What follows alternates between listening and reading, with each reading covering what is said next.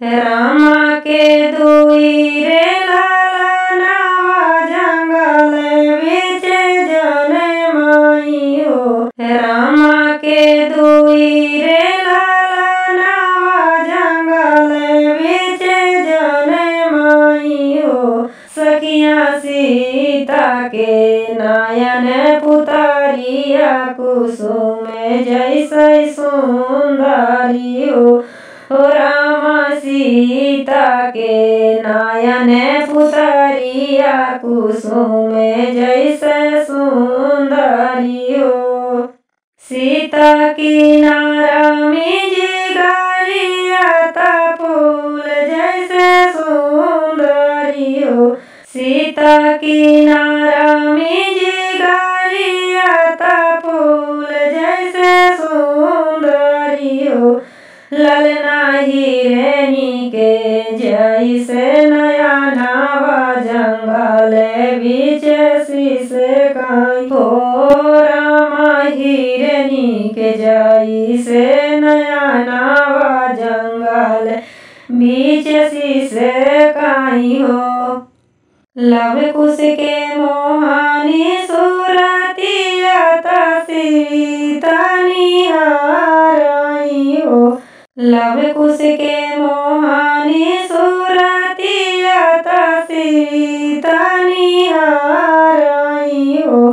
सखिया धीरे धीरे पालना झुलामई मनाही मन सोचाई हो। रामा धीरे धीरे पालना झुलामई मनाही मन रोवाई हो।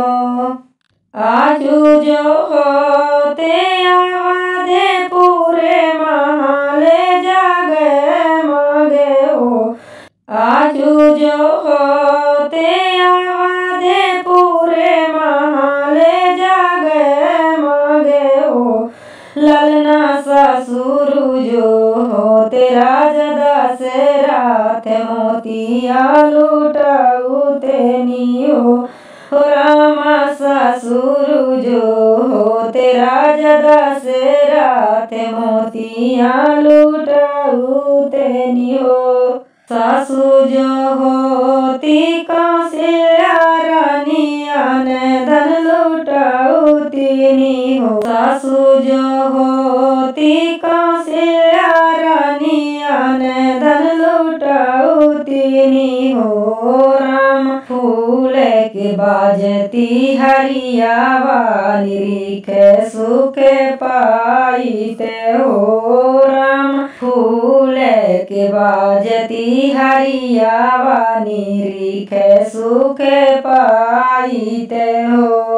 आजू जो होते लाछी मन देवारु तवसिया बजाउते ही हो। आजू जो होते लाछी मन देवारु तवसिया बजाउते ही हो।